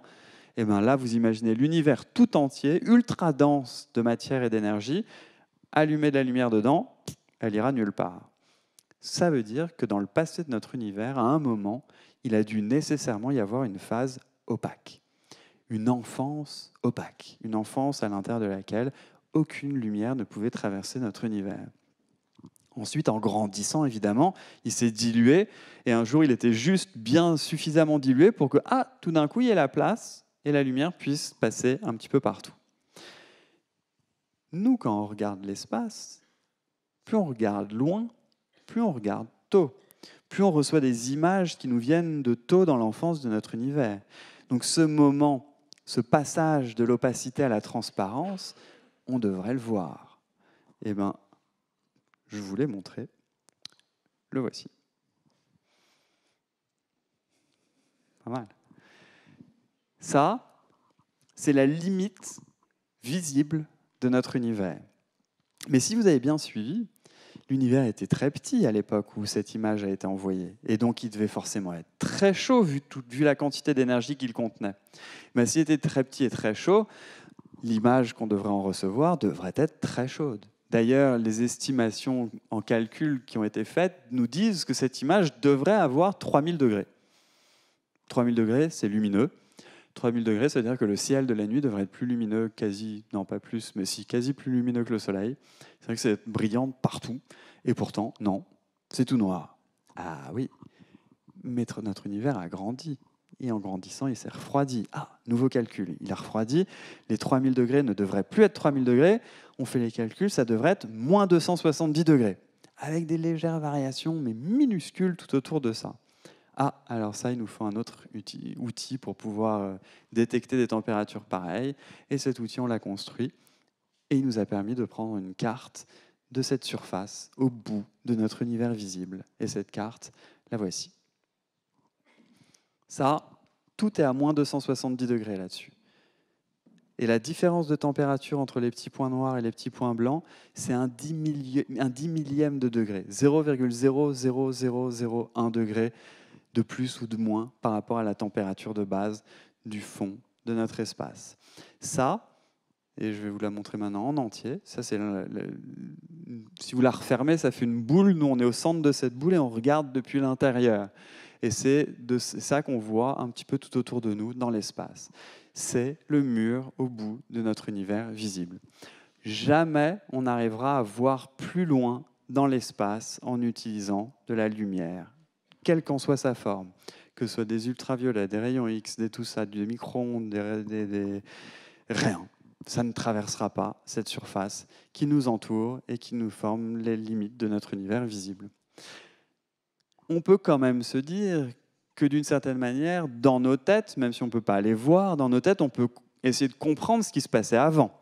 Et bien évidemment que les théoriciens ont fait ça. Avant, ils ont continué à faire en sorte que l'univers devienne de plus en plus petit, de plus en plus petit. Par les calculs, ils ont réussi à voir comment la matière dont nous sommes faits est apparue, d'une certaine manière. Et ils ont continué à remonter dans le temps, jusqu'à un moment dans notre passé, dans le passé de notre univers, où tout devient tellement extrême que l'impact sur l'espace et le temps de cette énergie fait que ni l'espace ni le temps n'ont plus aucun sens. L'univers, d'une certaine manière, n'a plus les attributs qu'on lui porte aujourd'hui. Les notions d'espace et de temps, à un moment dans le passé de notre univers, si on le rembobine tel qu'on sait le faire, ne marche plus. Il n'y a plus ni d'espace ni de temps. On n'a pas le droit d'utiliser les notions d'espace et de temps. D'une certaine manière aussi, c'est ça qu'on appelle le Big Bang. Et il a eu lieu 380 000 ans avant l'apparition de cette surface-là. Le Big Bang, c'est d'une certaine manière encore le moment dans le passé de notre univers où on n'a plus le droit d'utiliser les notions d'espace et de temps que nous utilisons tous les jours. Juste pour que vous dormiez bien ce soir, quelque chose d'amusant à réfléchir, parce qu'on me demande souvent, oui, mais il y avait quoi avant le Big Bang? Je sais que quelqu'un va me le poser tout à l'heure, malgré ce que je vais dire, mais c'est pas grave. Ce que je viens de définir par le Big Bang, c'est le moment ou l'instant, si vous voulez, dans notre passé, où l'espace et le temps sont nés. Donc avant le Big Bang, c'est parler d'avant un moment qui a marqué la naissance du temps. Donc avant le temps. On ne peut pas vraiment parler d'avant, quelque chose où il n'y a pas de temps. Je vous laisse y réfléchir, surtout avant de s'endormir le soir, c'est très agréable. Je vous laisse y réfléchir un peu, on pourra en parler un petit peu encore si vous voulez. Cette image-là, donc, c'est la dernière image qu'on puisse voir. Si on veut aller au-delà, il y a trois manières, disons, qu'on connaisse aujourd'hui. 4, allez. 5, non, on va rester à 4. Il y a la théorie qui fonctionne ultra bien jusqu'à maintenant et qui aussi, grâce à ce qu'on imagine qu'il pourrait y avoir derrière, nous permet de déchiffrer cette carte-là. Ça, c'est un peu une carte au trésor. À l'intérieur de ces petits points, de toutes ces choses que vous voyez là, sont cachés des indices sur ce qui s'est passé derrière. Ça, c'est la première image visible qui a gardé en elle des indices sur ce qui se passait derrière. Donc il y a la théorie qui nous a permis de remonter, ça c'est 380 000 ans après le Big Bang. La théorie, elle nous a permis de remonter jusqu'à 1 milliardième de seconde, même plus en fait, mais on va s'arrêter là en milliards. 1 milliardième de seconde après la naissance de l'espace et du temps. Même moins, on a fait mieux que ça. Et comment on vérifie que c'est juste cette théorie? Dans les accélérateurs de particules, comme au CERN à Genève, où là vous avez des particules qui tournent, et boum, se rentrent dedans. À l'endroit de l'impact, les vitesses et les énergies sont tellement colossales que vous avez l'espace d'un instant les conditions qui prévalaient dans notre univers tout entier, partout, quelques instants après le Big Bang. C'est comme ça qu'on vérifie ce qui se passe à des énergies complètement dingues. Les deux autres manières de voir ce qu'il y a derrière, c'est d'utiliser autre chose que la lumière pour percer ce mur. On en connaît au moins deux méthodes. L'une d'entre elles, c'est d'utiliser des particules qui traversent tout, qui traversent tous les murs, et il y en a. Les neutrinos. Les neutrinos, c'est des petites particules qui existent dans la nature et qui sont là. Vous me direz, les neutrinos, c'est sympa, mais c'est quoi? Et est-ce qu'il y en a beaucoup? Le Soleil émet des neutrinos en permanence. À chaque fois que vous avez de la fission nucléaire, là, dont je vous parlais tout à l'heure, thermonucléaire, il y a des neutrinos qui sont émis. Et pour vous donner le nombre approximatif de neutrinos qui sont émis, pour ceux qui sont un peu parano, là, c'est pas génial, chaque seconde qui passe, par centimètre carré de votre peau, il y a 60 milliards de neutrinos qui vous traversent, jour et nuit. C'est pas la peine de mettre un saladier sur la tête, ça traversera le saladier aussi vite que ça vous traverse vous. D'ailleurs, ça traverse la Terre en entier sans même la remarquer. Ça ne voit rien. C'est des particules qui sont ultra difficiles à détecter. Pour vous donner à nouveau une notion, les piscines que créent les scientifiques pour les détecter font à peu près la taille de la salle. Vous avez des détecteurs un petit peu partout et une eau spéciale à l'intérieur qu'on appelle de l'eau lourde. Et donc 60 milliards par centimètre carré par seconde, et ben en un an de neutrinos qui traversent l'ensemble de cette piscine, on en détecte une douzaine à peu près. Mais ça confirme ce qu'on pense sur leurs chiffres. Des neutrinos ont été émis très tôt après l'origine de notre univers. Si on arrivait à les détecter ceux-là, c'est pas facile, hein, il y en a moins, on aurait quelque chose qui nous ouvre une fenêtre au-delà de ce mur. L'autre possibilité, et un satellite a été envoyé dans l'espace en ce sens la semaine dernière, c'est d'utiliser ce qu'on appelle les ondes gravitationnelles. Si vous vous souvenez, tout à l'heure, je vous parlais du tissu de notre univers, le tissu d'Einstein, là, qu'on appelle l'espace-temps. Et ben, si deux objets ultramassifs se tournent autour, ils devraient créer, comme des cailloux qui se tournent autour à la surface d'un lac, des vagues, non pas à la surface d'un lac, là, mais à l'intérieur même de l'espace et du temps.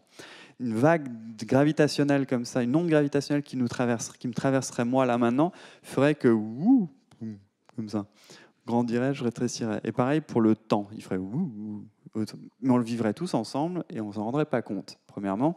Et deuxièmement, c'est tellement petit comme phénomène que de toute façon, on ne le remarquerait pas. On vient d'envoyer un satellite dans l'espace qui pourrait éventuellement détecter ce genre de choses. Ça traverserait aussi ce mur. C'est des fenêtres différentes, expérimentales, qui s'ouvriraient sur notre réalité. Ce que je viens de vous raconter là un petit peu depuis tout à l'heure, c'est une sorte de voyage à travers l'univers tel qu'on le connaît aujourd'hui. On n'a pas été à l'autre bout de l'univers. On n'a pas envoyé des gens là-bas. On n'a pas envoyé des gens vers le Big Bang. On n'a pas envoyé des gens vers une étoile qui est en train de mourir pour comprendre ce qui se passe à l'intérieur. Tout ce qu'on a fait là, tout ce que je viens de vous raconter, a été obtenu par la pensée, par des expériences qui ont toutes été faites depuis notre petite planète, la Terre, qui est là. Et je pense que c'est quelque chose qu'il est important c'est important de s'en souvenir. On n'est peut-être rien du tout face au cosmos, mais on a une extraordinaire capacité à le comprendre et à nous projeter à des milliards et des milliards d'années-lumière de nous dans le très grand et l'équivalent dans le très petit pour essayer de comprendre ces lois que, pour une raison étonnante, on est capable d'appréhender. Voilà, je vais m'arrêter plus ou moins là pour les images. Je vous remercie beaucoup de m'avoir écouté. Et pour vous donner une petite idée de ce que je vous ai raconté là, ça correspond environ aux 100 premières pages du bouquin. Il y en a 450. On peut aller beaucoup plus loin et c'est un petit peu écrit dans cette tonalité. Merci beaucoup de m'avoir écouté. Et puis maintenant, je veux bien vous répondre à certaines questions.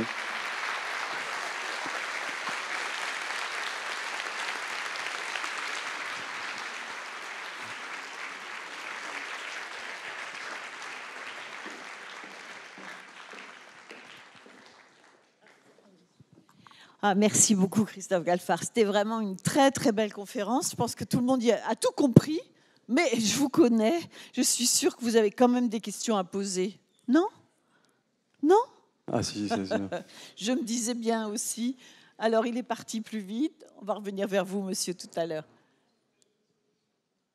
Voilà, qui a le micro? Bon, vous l'avez, allez-y alors. Non? Vous voulez? Oui, j'ai le micro. Qui a un micro? Faites-nous signe. Ah, d'accord, monsieur, allez-y. Alors, je me lève si vous voulez. Une question plus personnelle d'abord, monsieur Galfard. Vous avez dit que vous aviez fait des études supérieures de mathématiques à Cambridge. Pourquoi pas en France, puisque l'école mathématique est très renommée en France?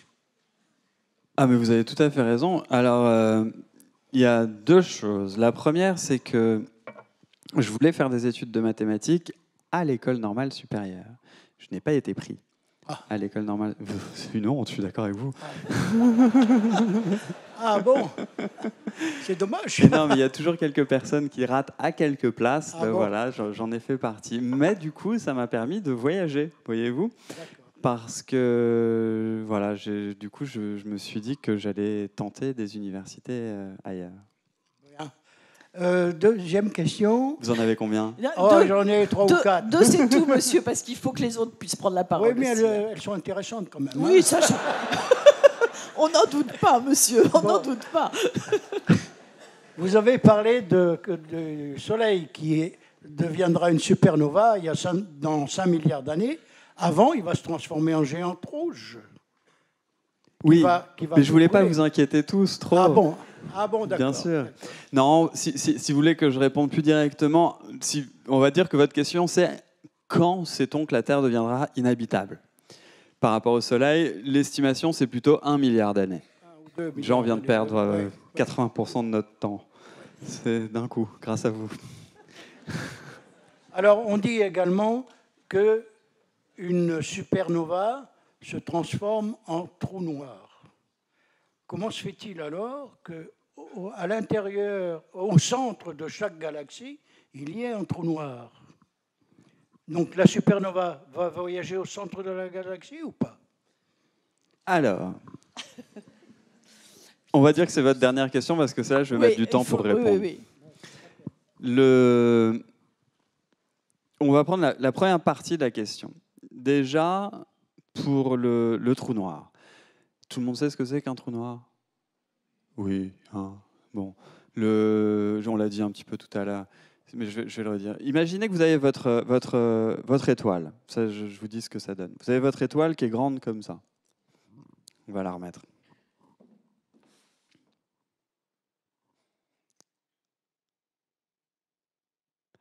Bon, allez, je vais me mettre gentil, je vais vous montrer pile. Si vous voulez bien éteindre les lumières, 2 secondes encore.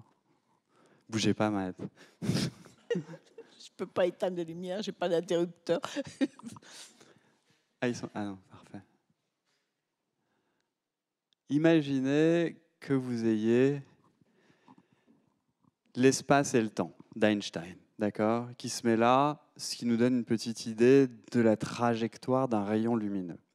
À la fin de sa vie, une étoile, quand elle explose, en général, elle va éjecter donc sa surface et le cœur va être comprimé.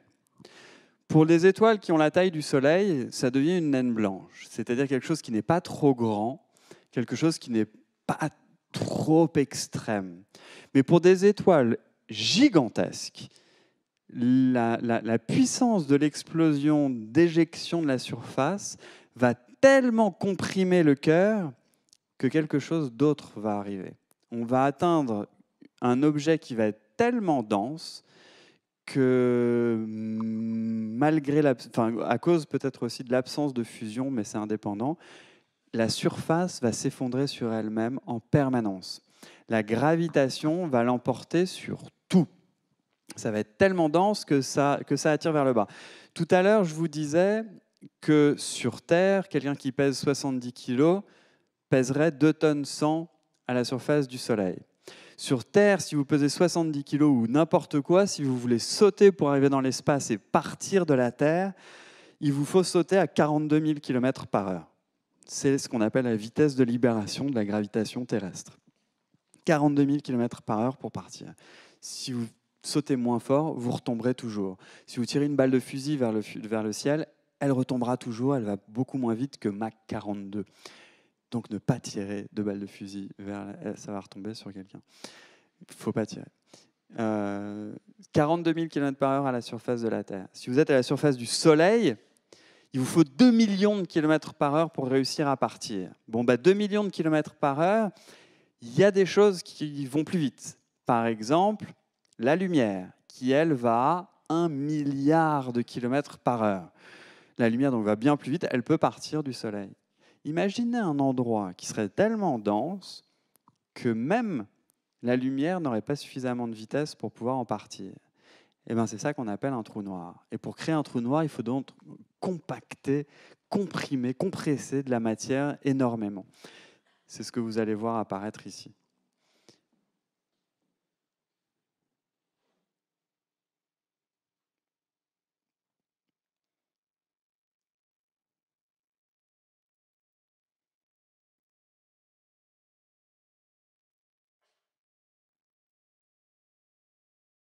C'est bizarre, hein? Vous êtes rentré dans un trou noir. La première fois, c'est toujours étrange. Donc ça, c'est ce qui arrive à la fin, à la mort d'une étoile gigantesque. D'accord? Cette étoile gigantesque, jamais elle ne créera un trou noir qui fait plusieurs millions de fois la masse du Soleil. Ce sera beaucoup plus petit. Pour créer les trous noirs qui sont au centre des galaxies, il nous faut un procédé qu'on ne connaît pas. On ne sait pas comment ils sont arrivés comme ça. Une des fortes probabilités, c'est qu'il y ait eu plusieurs trous noirs qui soient rentrés dedans. Par exemple, 2 galaxies qui se rentrent dedans, tôt ou tard, les trous noirs qui sont dans leur centre vont se rentrer dedans et devenir un trou noir plus gros, sans compter toutes les étoiles qu'elles avalent au passage. Au final, on obtient des trous noirs gigantesques qui sont au centre de ces galaxies. C'est à peu près comme ça qu'on voit l'histoire aujourd'hui, mais il y a encore des zones d'ombre par rapport à ça. C'était la fin de la réponse à la question fort intéressante de monsieur. Oui, on vient vers vous aussi. Alors, on donne la parole ici. Et il y a monsieur qui demande depuis le début, Vincent.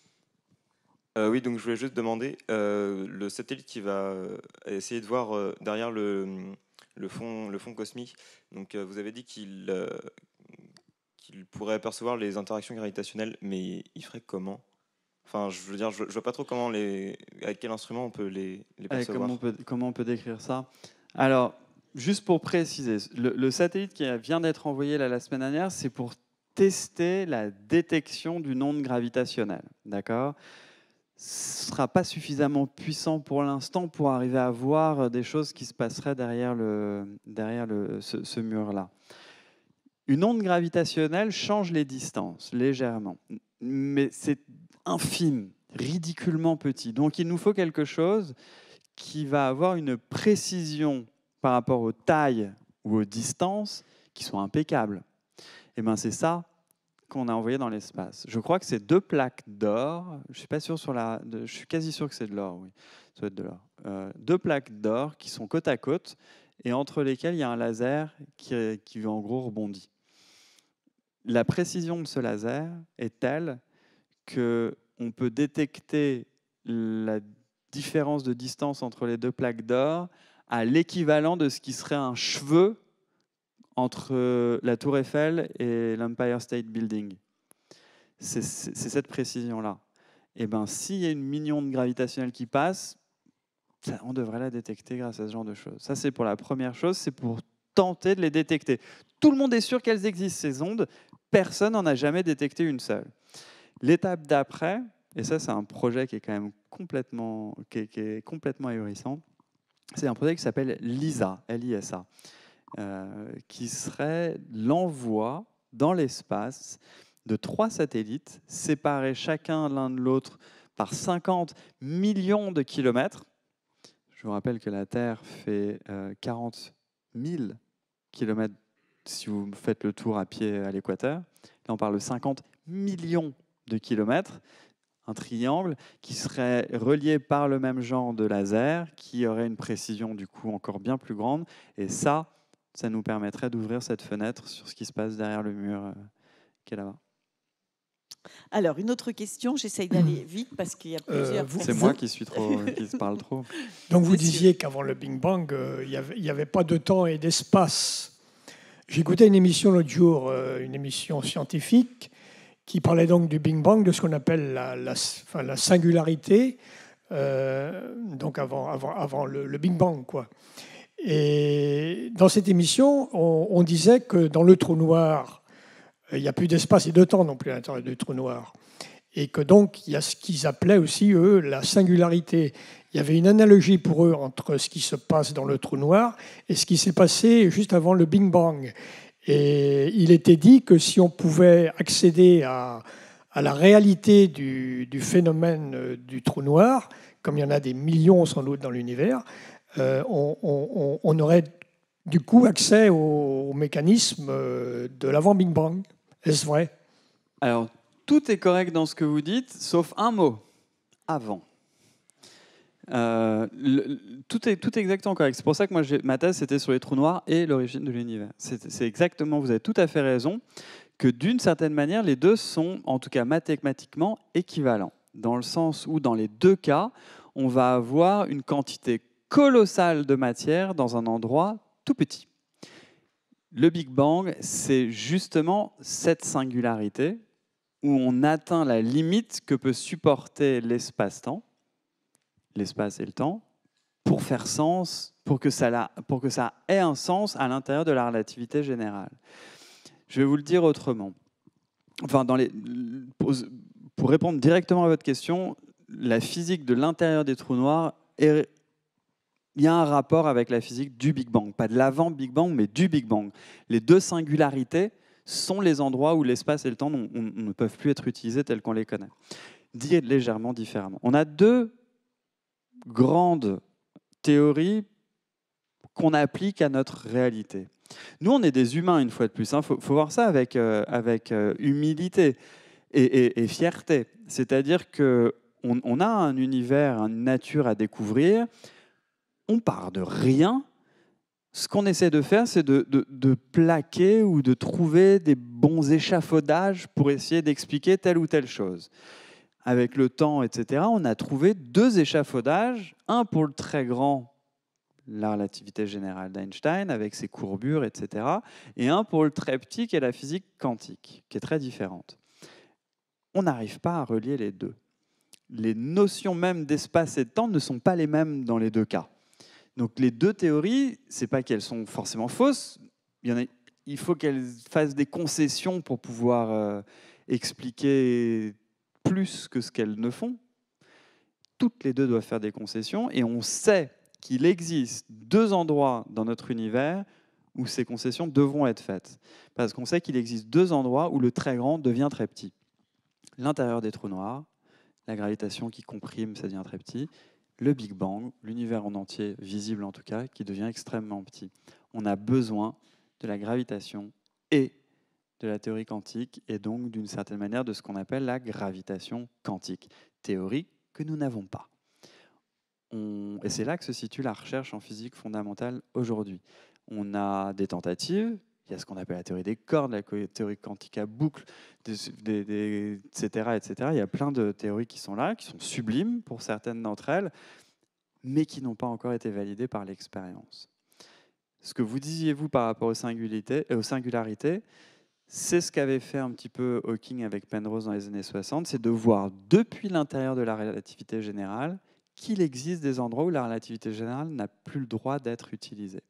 Big Bang, trou noir. Alors, il y a une autre question. Marion s'est envolée vers le balcon. S'il y en a là-haut, là, on prendra voilà. aussi. Hein. Oui, on vous oublie pas. Vous parlerez fort et puis je la reprendrai.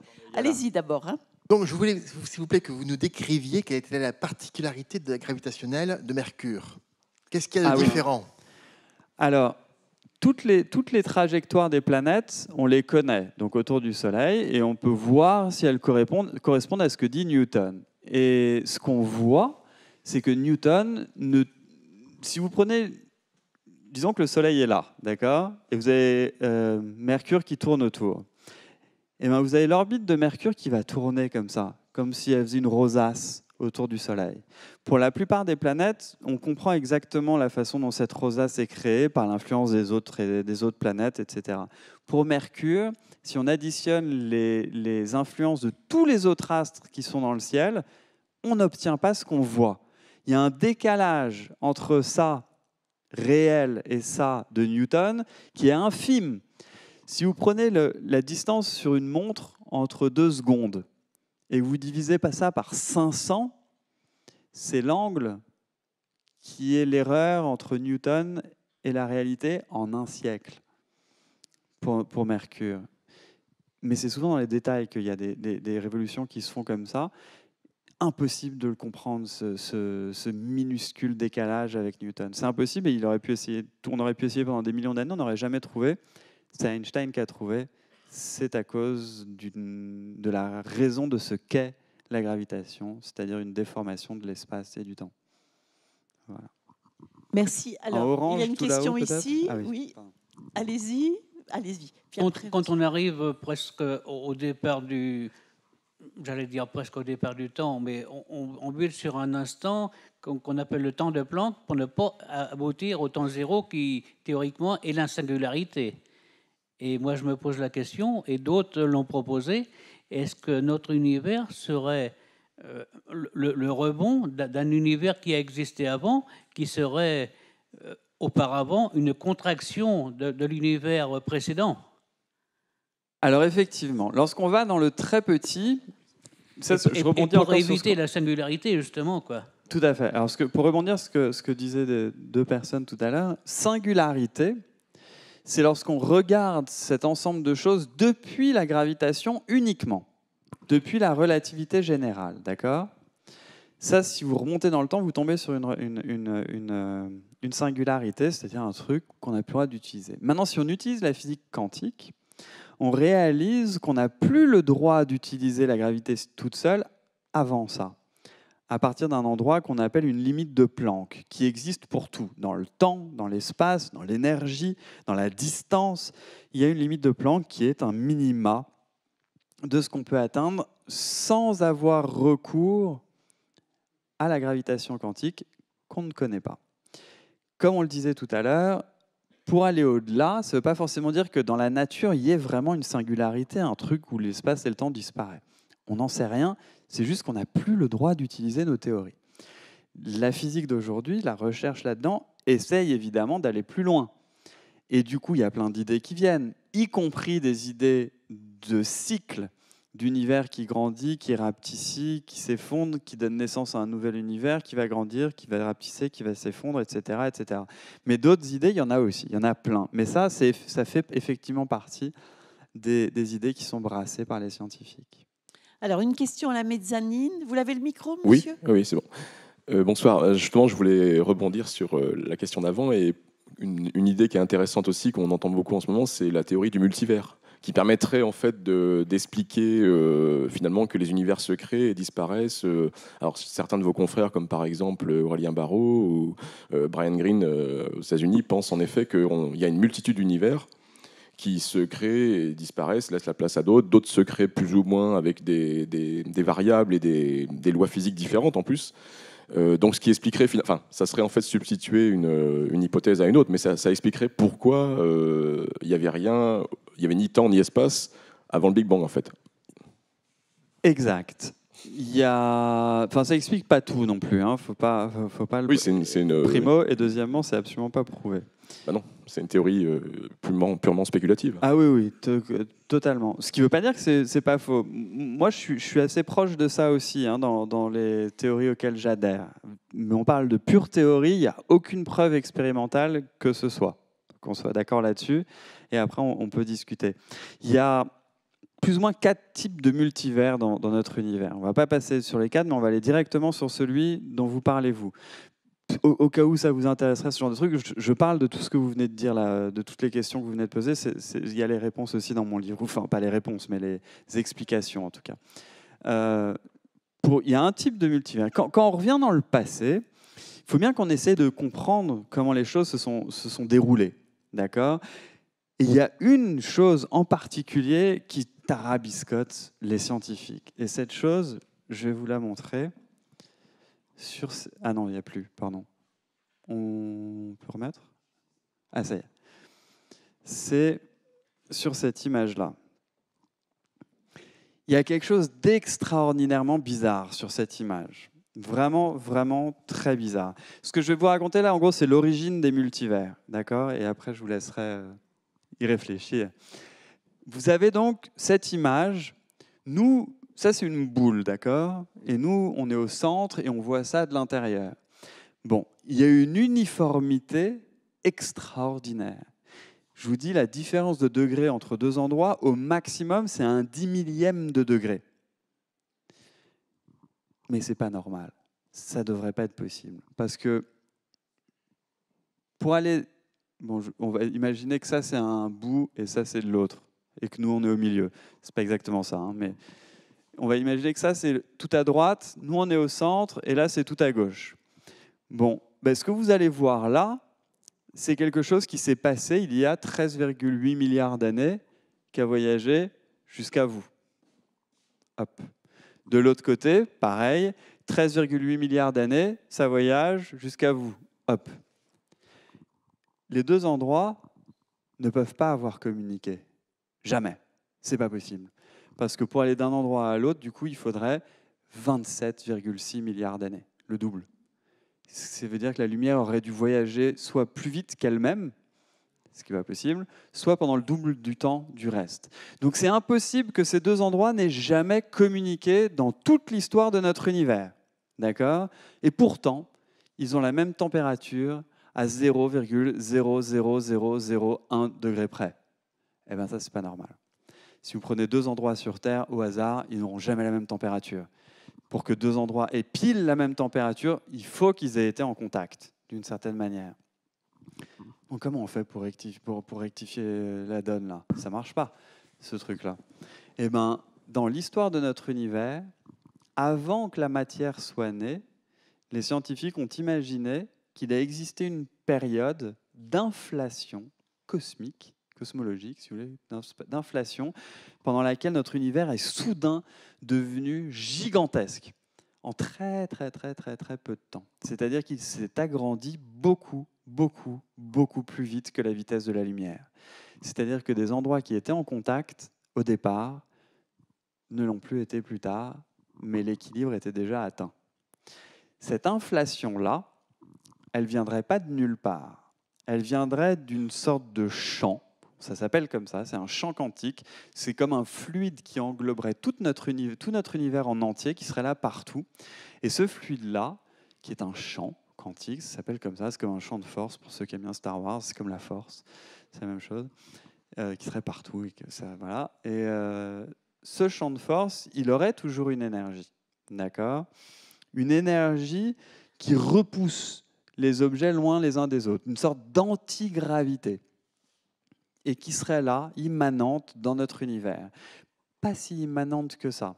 Parce que si c'est correct, cette idée, pendant que notre univers s'agrandit, son énergie diminue, et ce champ qui a utilisé quasi toute son énergie au départ, et qui n'en avait plus beaucoup, pourrait redevenir le champ principal de notre univers, en force.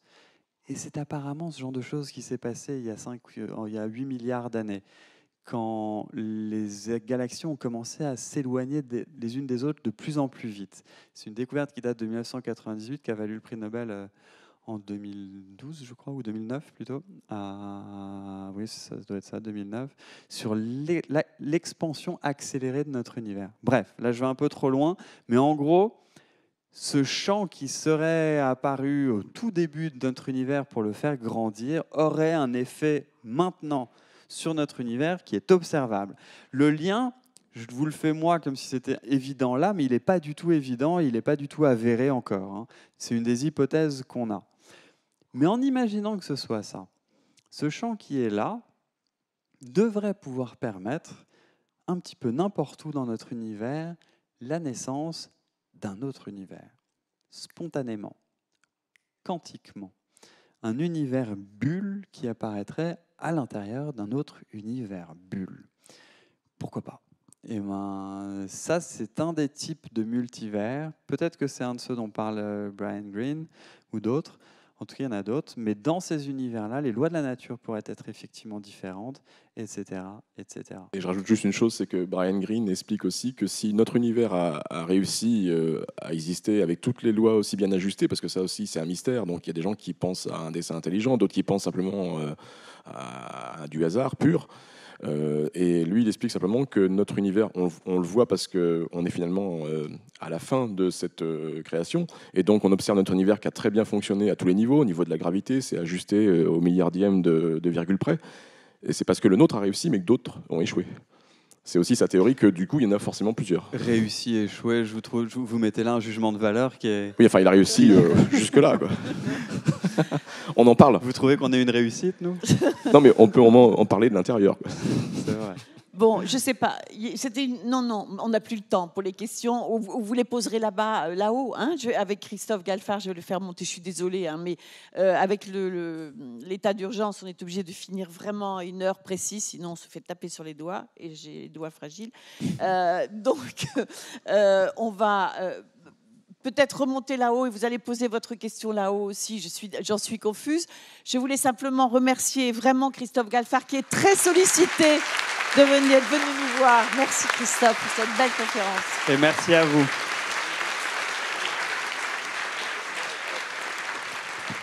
Je vous rappelle les titres des livres, l'intégrale du Prince des Nuages ou 3 tomes en version pocket là-haut.